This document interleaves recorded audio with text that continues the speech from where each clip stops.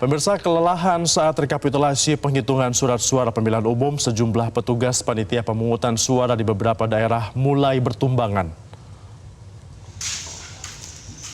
Salah satunya hal ini dialami Ketua Panitia Pemilihan Kecamatan Talibura, Kabupaten Sika, Polikarpus Taja, yang terpaksa harus menjalani perawatan di Puskesmas Watubaing lantaran kelelahan saat memimpin rapat pleno rekapitulasi tingkat kecamatan. Sebelumnya, Polikarpus Taja memimpin rapat pleno rekapitulasi penghitungan suara dari pagi hingga dini hari.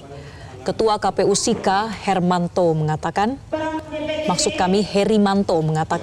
selain Polikarpus, terdapat belasan petugas yang dirawat di puskesmas dan rumah sakit karena kelelahan saat melaksanakan tugas. Sudah hampir belasan orang yang sakit, baik petugas KPPS, kemudian ada juga petugas ketertiban, ada juga PPS dan juga PPK bersama. Kita berharap bahwa semua ini tetap selalu juga kesehatan, juga berkoordinasi dengan pemerintah daerah dan juga BPJS untuk bagaimana menjamin fasilitas kesehatan.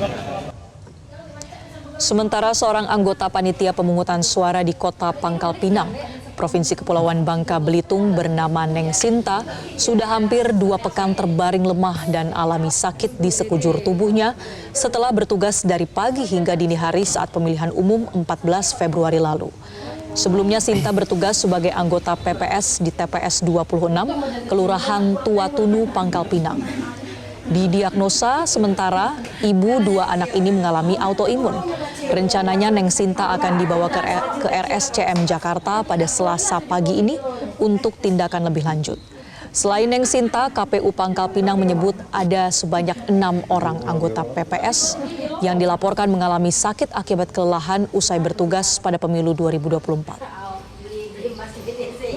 Menurut diagnosis dokter yang di rumah sakit Timah itu autoimun, jadi memang karena katanya alat fasilitas yang ada di sini tidak mencukupi, jadi memang harus dibawa ke Jakarta.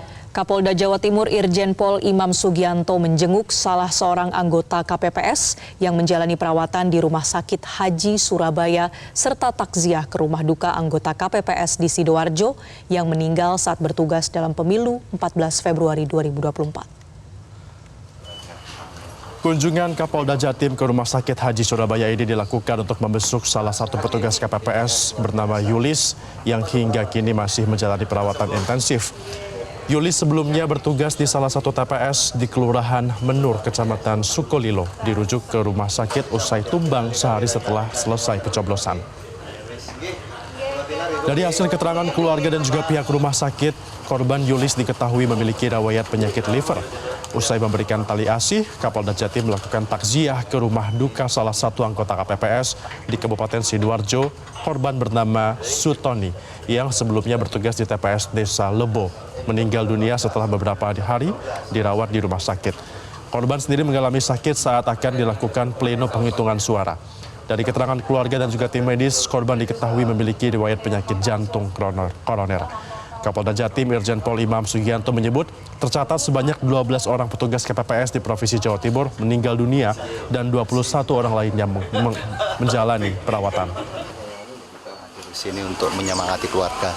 Mudah-mudahan hal-hal seperti ini menjadi pembelajaran untuk KPU ke depan nanti, paling tidak dalam rangka rekrutmen anggota PPS di kecamatan, di desa-desa itu, kemudian di kecamatan, betul-betul aspek kesehatan itu menjadi faktor utama untuk dilakukan pemeriksaan sedetail mungkin.